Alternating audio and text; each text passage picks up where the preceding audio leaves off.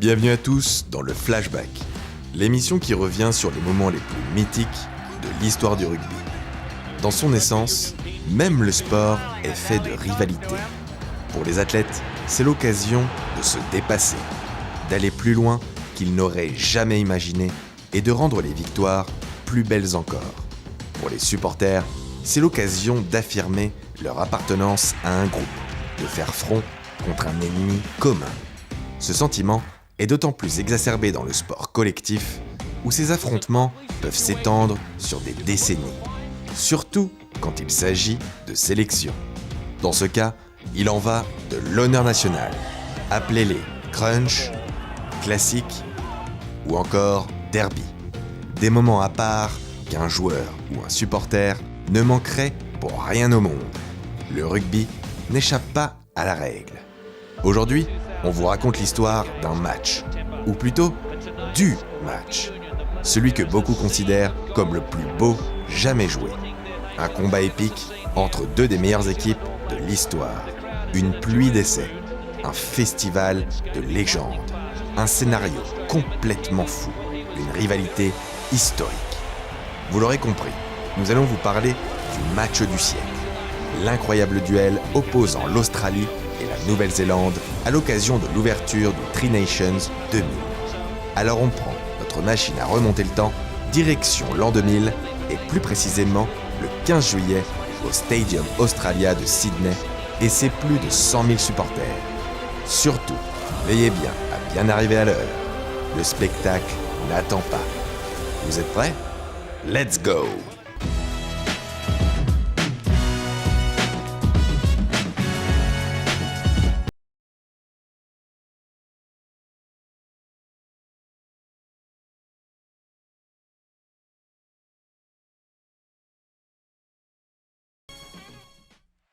Nouvelle-Zélande-Australie, l'une des plus belles rivalités du rugby international.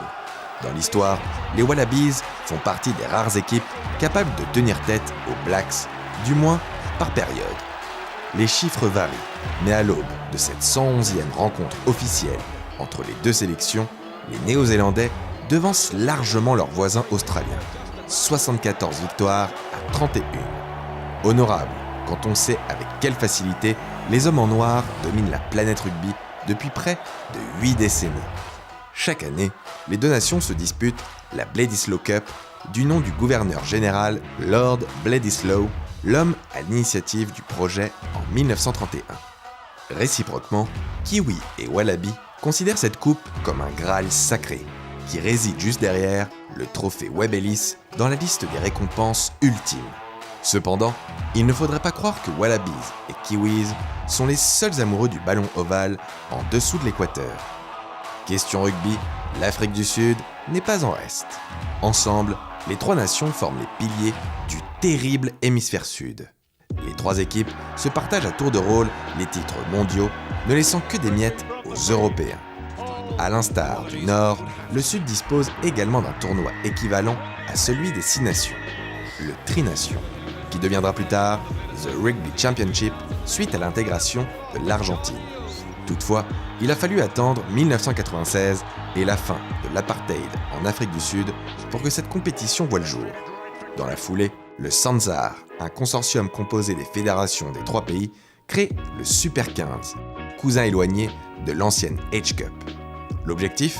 Développer le professionnalisme dans le rugby, alors qu'il n'en est qu'à ses balbutiements. Pour en revenir aux Tri Nations, les Blacks remportent 3 des 4 premières éditions. Seuls les Springboks parviennent à les détrôner en 1998, profitant du Nanus Horribilis des Kiwis. Cette fois, les Australiens sont bien déterminés à ne pas se laisser faire. Champions du monde pour la 2e fois en 1999, ils dominent les Néo-Zélandais depuis 2 ans. 4 victoires à 1, dont 3 consécutives. Pour cette nouvelle rencontre, les Wallabies font figure de favoris. Emmenés par une génération dorée, c'est à leur tour de régner sur le rugby mondial. Ils sont menés par une charnière de légende. Le duo composé par George Gregan et Stephen Larkham. Recordman du nombre de sélections côte à côte, 79 au total. Le demi de mêlée Wallaby au cœur de Lyon, connu pour sa ténacité et maîtrise du trash talk, reste le joueur le plus capé sous le maillot doré avec 139 apparitions. Gregan fait d'ailleurs ses grands débuts en 1994 à l'occasion de la Bledisloe Cup en effectuant un plaquage sauvetage sur Jeff Wilson permettant de sécuriser la coupe pour les Australiens. Cette action restera gravée à jamais comme l'un des plus grands moments de cette rivalité australasienne. Les puissants ailiers Joe Roff et Stirling Mortlock ont longtemps hanté les cauchemars des défenses adverses.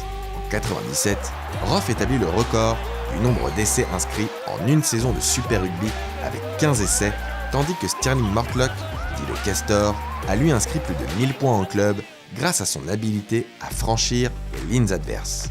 Et comment passer à côté de l'emblématique capitaine australien John Eales? Le deuxième ligne de 2 mètres pour 115 kg est considéré par tous comme l'un des tout meilleurs à avoir occupé ce poste. S'il maîtrisait à la perfection toute la palette d'un numéro 6, c'était aussi un excellent buteur. Chose assez inhabituelle pour un avant de 2 mètres. Double champion du monde en 91 et 99, celui qu'on surnomme Nobody en référence au dicton « Nobody is perfect » est le capitaine parfait pour encadrer cette équipe de All-Star. En face, les Blacks, bien que moins expérimentés, n'ont pas à rougir et bénéficient aussi d'une belle armada. À l'arrière, les hommes en noir peuvent s'appuyer sur le chasseur d'essais en série Christian Cullen et ses 34 essais en 44 matchs. Surnommé le Baika Kariki Express pour son accélération tout en explosivité, Cullen est considéré comme l'un des meilleurs 15 offensifs ballon en main de l'histoire. Et ils ne sont pas en reste sur l'aile. Côté droit, le futur capitaine Tana Umaga fait trembler les défenses adverses. L'ailier recordman des Hurricanes sort d'une grosse saison avec le club de Wellington, qui l'amène à être sélectionné à nouveau au sein des All Blacks après avoir été laissé de côté en 1998. Il était d'ailleurs revenu en grande forme en inscrivant un magnifique coup du chapeau lors de la lourde défaite des Français 54-7 durant la tournée d'été 99. Enfin, pour compléter ce trio destructeur, l'homme qu'on ne présente plus, la figure de proue du rugby moderne, la superstar John Alomo. Un tank aérodynamique qui démolit tout sur son passage. Il est à ce moment-là au sommet de sa carrière et sort tout juste d'une Coupe du Monde, certes perdue, mais où il a tout de même inscrit 8 essais. Un record que seul Bryan Habana et son compatriote Julian Savea ont pu égaler. Mais ce n'est pas tout. Cette équipe déborde de talent sur tous les fronts. Leur capitaine, Todd Blackadder, est aux commandes du pack. On se rappelle qu'il avait mené les Crusaders à leurs 3 premiers titres en Super 12, et ce, 3 ans de suite. En vrac, on peut également citer le 9 opportuniste Justin Marshall, le demi d'ouverture ultra polyvalent Andrew Mertens, mais aussi Taine Randall, l'emblématique leader du Haka. Un an plus tôt, les deux formations s'étaient donné rendez-vous en finale de la Coupe du Monde. Champions pour créer l'exploit, quand on ne les attend pas, les Français avaient gâché la fête en éliminant les Blacks à la surprise générale en demi-finale. Qu'à cela ne tienne, le duel est remis à plus tard. Quelle plus belle occasion que le match d'ouverture du tournoi du Tri-Nations 2000. C'est décidé, l'affrontement au sommet aura bien lieu pour cette première Bledisloe Cup du nouveau millénaire. Et en ce 15 juillet, une fièvre s'empare de Sydney. Le rugby est au centre de toutes les préoccupations. Partout dans les rues, on ne parle que du match. Peu avant 20h, une marée humaine déferle vers le Stadium Australia. Le stade est bondé, l'ambiance électrique. 109 874 fans s'entassent dans les gradins. Une affluence historique pour notre sport. Même 20 ans plus tard, le record tient toujours. Le public australien entonne en chœur l'hymne national. En réponse, les Néo-Zélandais, Taine Randall en tête, exécutent leur célèbre Kamate.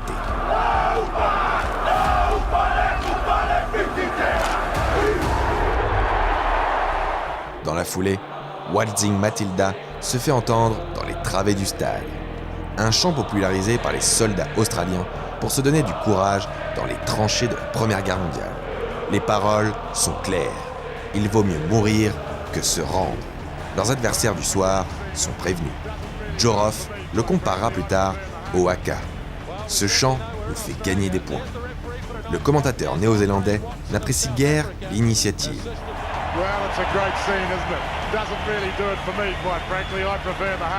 La tension est à son comble.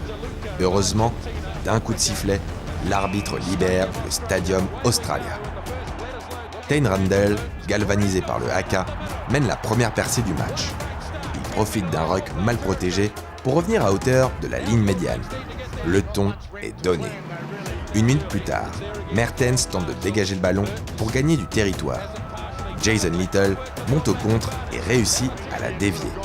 Le rebond trompe plusieurs joueurs, mais pas Umaga. Sous pression, le 15 Wallaby Chris Latham tente désespérément de passer la balle à un de ses coéquipiers. Umaga lit parfaitement le jeu et l'intercepte. Lancé à pleine vitesse, personne ne peut rattraper la fusée au dread. L'essai est transformé. Après moins de 3 minutes de jeu, les Wallabies sont menés 7-0. Il ne fallait pas arriver en retard au stade. Vous pensez à un début catastrophique ? C'est parce que vous n'avez pas vu la suite. Les Blacks récupèrent la balle sur la remise en jeu adverse. S'ensuit une séquence de jeu à la main à montrer dans toutes les écoles de rugby. La balle traverse le terrain dans sa largeur et atterrit dans les mains de John Alomu. L'autobus est en route. Surpuissant, il se défait du malheureux Latham, puis offload une passe à la O'Driscoll avant de se faire sortir en touche.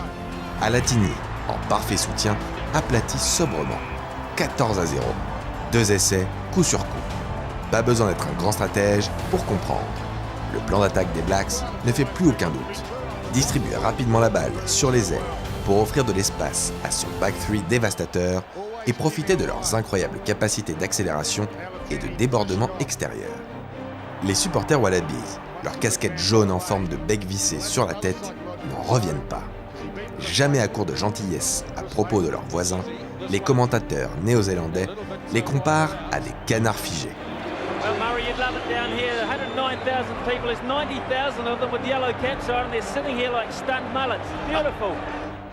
Vous connaissez l'adage « Jamais 203 » ?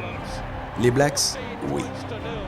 Ils récupèrent le ballon sur la remise en jeu et le centre, Pita Alatini, est de nouveau présent au cœur de l'action. Il serre un ballon au millimètre près sur la ligne de course de Cullen qui laisse une défense Wallaby amorphe. 21-0 en 5 minutes. Une véritable raclée. En ce début de match, les Australiens n'ont toujours pas eu l'occasion d'attaquer. Leur défense prend l'eau de toutes parts. 9 plaquages manqués contre 0 pour leurs adversaires. Le jeune Chris Latham est méconnaissable.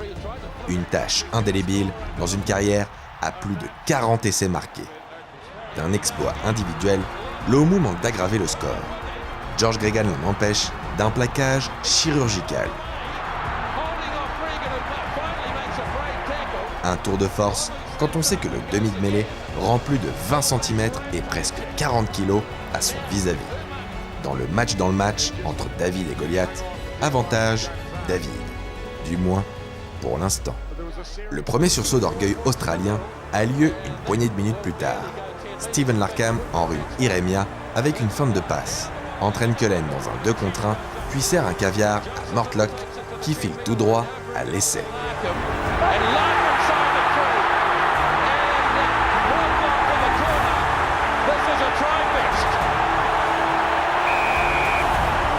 Mortlock se charge lui-même de le convertir. L'espoir renaît dans le stade. Ça va être compliqué et les champions du monde en titre veulent y croire. Cependant, l'arbitre ne ménage pas les Wallabies en ce début de rencontre. Il ne siffle pas une touche non droite des Blacks et leur accorde même une pénalité en face des poteaux après avoir estimé que Jim Williams n'était plus debout lors de son déblayage. 24-7 au bout d'un quart d'heure de jeu. Même les commentateurs néo-zélandais jugent l'arbitre trop partial. C'est dire. Williams se venge dans la foulée. Il récupère la balle après une touche dans la moitié de terrain kiwi. En mode bulldozer, le 8 Wallaby résiste à plusieurs plaquages et n'est stoppé qu'à quelques centimètres de la ligne d'essai. C'est à ce moment que Mortlock, encore lui, surgit à toute allure et profite d'une erreur défensive de Lomu pour s'offrir le doublé. Cette fois, il rate la conversion. Difficile de lui en vouloir, son équipe lui doit les 12 derniers points. Méconnaissable en début de rencontre, c'est au tour de Chris Latham d'enfin sortir à la tête de l'eau. Son jeu au pied ultra créatif met à rude épreuve la défense néo-zélandaise. Gregan, lui, est au cœur de chaque relance, et il en paye le prix. En sang, il est contraint de changer de maillot. Les efforts australiens sont récompensés quelques minutes plus tard, quand Latham échappe à 3 plaquages pour inscrire le 6e essai du match, le 3e côté Wallabies. Le momentum est complètement retourné. Les champions du monde conservent méthodiquement le ballon pour arriver dans les 22 All Blacks. Les fans All Blacks commencent à s'inquiéter de cette remontée, certains ayant encore des sueurs froides en repensant à la remontée phénoménale des Bleus en demi-finale l'année précédente. Le vaillant Gregan démontre une nouvelle fois qu'il fait partie des meilleurs 9 au monde et parvient malgré une pression énorme à servir Joe Rough. Ce dernier fait parler sa puissance pour finir.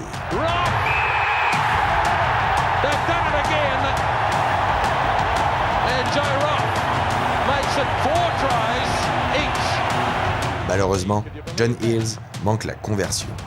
Comme son surnom l'indique, Nobody is perfect. D'un coup de sifflet, l'arbitre vient mettre un terme à cette incroyable remontada. À la mi-temps, les deux équipes sont coude à coude, 24 partout. L'opérateur en charge du tableau d'affichage peut enfin se reposer.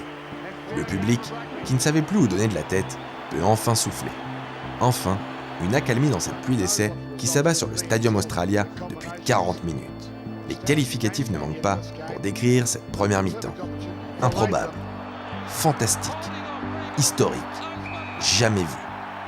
Au retour des vestiaires, le scénario n'est plus le même. L'affrontement n'est plus aussi intense qu'en première période. Les Wallabies continuent dans leur lancée. Cette fois, ce sont eux qui frappent les premiers. Du bout de son pied, Mortlock, le maillot taché de sang, offre 3 points d'avance aux siens. L'Australie prend l'avantage pour la première fois du match. Les All Blacks ne se laissent pas faire. À la 48e minute, Marshall se défait de 3 adversaires sur une course de 30 mètres, déborde sur l'aile, puis coupe dans l'axe pour aplatir l'essai.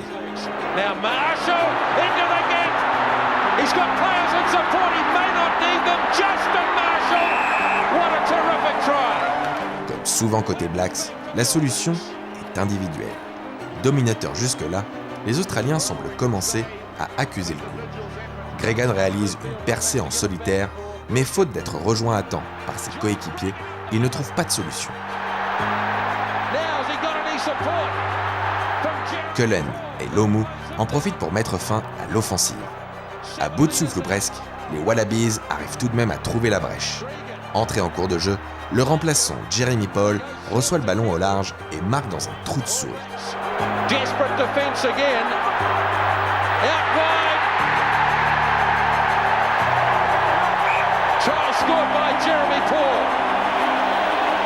À la 77e minute, les Australiens manquent de tuer le match.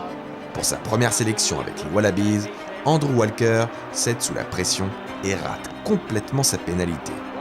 Malgré ça, l'Australie mène toujours d'un petit point. Il ne reste plus qu'une poignée de minutes à jouer et on ne le sait pas encore, mais il s'agit du tournant de la rencontre. Les Néo-Zélandais n'ont plus que quelques instants pour changer leur destin. La fatigue se fait maintenant ressentir des deux côtés du terrain. Par manque de lucidité, Andrew Walker, toujours lui, fait l'erreur de dégager le ballon, redonnant la possession à des Blacks aux abois. Umaga et Cullen tentent une combinaison et manquent de peu de concrétiser leur action. Les Australiens doivent s'y mettre à 4 pour arrêter Lomu, très dangereux ce soir, mais en manque de réussite pour le moment. Nous sommes dans les arrêts de jeu. Les Blacks n'ont plus le droit à l'erreur. Si le ballon sort ou que l'arbitre siffle une faute à leur encontre, c'en sera fini de leur rêve de victoire. Sur une passe sautée de Byron Keller pour Randall, le leader du Haka parvient par magie à délivrer un magnifique offload à Lomu par-dessus la tête de 2 Wallabies. Lomu se retrouve ballon en main sur la ligne des 22. Pour cette ultime action, c'est l'Arkham qui est chargé de marquer l'ailier le plus puissant sur Terre. Sans sourciller, Lomu se défait de la tentative de plaquage de son vis-à-vis. Le vaillant Gregan puise dans ses dernières ressources pour tenter de rattraper la bête. Mais le fauve est lancé. Cette fois, il ne peut pas le rattraper à temps. Même pour le courageux David, Goliath est inatteignable. Randall pops up to Lomu. Here we go. Can he make it? You betcha. You betcha. Jonathan. L'ailier offre la victoire à la Nouvelle-Zélande. Un dénouement encore impensable il y a quelques minutes. To be the ultimate moment of this game, and it's been a game of moments for sure. Jonah Lomu, some may say, the ultimate rugby player. Avant même le coup de sifflet final, les commentateurs néo-zélandais le savent. Ils viennent d'assister à un match de légende. What a game of rugby this has been. Comme si ce n'était pas déjà le cas, Lomu est érigé au rang de héros national. Cet homme n'est pas un simple sportif, c'est un artiste. Son jeu, c'est de la poésie en mouvement. Poetry in motion. Jonah Lomu. Résignés et à bout de souffle, les Wallabies gardent la tête haute. Malheureusement, leurs adversaires n'en ont pas fini avec eux. Catastrophique tout au long de la rencontre, Walker rate le coup d'envoi. Trop mou, son coup de pied ne dépasse pas les 10 mètres réglementaires. Ron Cribb, le 8 Black, en profite pour lâcher un tampon sur un pauvre Wallaby et l'envoyer valdinguer en touche. Le temps réglementaire est écoulé, mais les Blacks ne cherchent pas à sortir la balle. Ils veulent donner le coup de grâce à leurs ennemis pourtant déjà à terre. Cullen et Umaga tentent une nouvelle offensive. En vain. All Blacks still trying to run it forward. It's been knocked off. Les jeunes All Blacks exultent. Ils ont réussi l'impossible. Triompher des champions du monde sur leur propre terre. Le légendaire Back 3 démontre son écrasante supériorité physique et mentale. Sans couronne, les Kiwis pensent retrouver là leur trône de meilleure équipe du monde. En face, la déception est palpable, mais pas question d'avoir l'air résigné. Il en va de la fierté nationale. C'est la tête haute que John Hills s'avance vers son interview d'après-match. Il ne cherche pas d'excuses. Une défaite est une défaite. Beau joueur, il dira même plus tard que ce fut le plus beau match de son illustre carrière. Et comment ne pas lui donner raison ?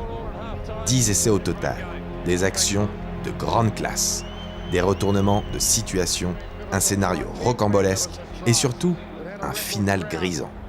Absolument tous les ingrédients étaient réunis pour faire de cette rencontre la rencontre. Celle dont on se souviendra dans 10, 15, 20 ou 100 ans. Celle qui passera à la postérité. Plus que le résultat, on retient le match en lui-même. En parlant de résultat, quelques semaines plus tard, Hills tient sa revanche. Lors du match retour à l'Eden Park, dans les derniers instants du match, c'est lui qui offre aux siens un comeback inoubliable en inscrivant la pénalité de la victoire. Probablement la plus importante de sa carrière. Par là même, l'Australie décroche également le trophée du Tri-Nation, ainsi que la Bledisloe Cup. À une victoire partout au terme des 2 confrontations de l'année, la coupe revient à la sélection ayant remporté la précédente édition. Les Wallabies conservent leur rang de meilleure équipe au monde. L'ultime chant du cygne pour une sélection qui aura dominé le rugby mondial pendant une courte et intense période. Plus que le match du siècle, cette rencontre symbolise le passage de flambeau entre la génération dorée des Wallabies et de jeunes et ambitieux All Blacks. Le début de la fin en quelque sorte, même si Gregan prendra sa revanche en offrant à l'Australie sa dernière Bledisloe Cup en 2002 en tant que capitaine. L'une des dernières fois où l'Australie a réellement pu rivaliser avec les Blacks. Il faudra attendre 2011 pour que la sélection australienne renoue avec la victoire en Tri-Nation. La machine kiwi, elle, est lancée et remporte la compétition à 6 reprises dans le même laps de temps. Depuis 2003, la Bledisloe Cup n'a pas quitté le sol néo-zélandais. 17 ans de règne, un record dans l'ère professionnelle. À défaut de rivaliser sur le long terme, les Wallabies offrent quelques coups d'éclat, comme cette victoire de prestige en 2019 avec un score record de 47-26 ou encore cette vaillante démonstration à Wellington le 11 octobre 2020 qui se joue à un fil, ou plutôt un poteau. Cela permet d'entretenir la flamme de l'espoir. L'espoir pour les supporters australiens de pouvoir à nouveau tenir tête à leurs rivaux de toujours. Un jour peut-être.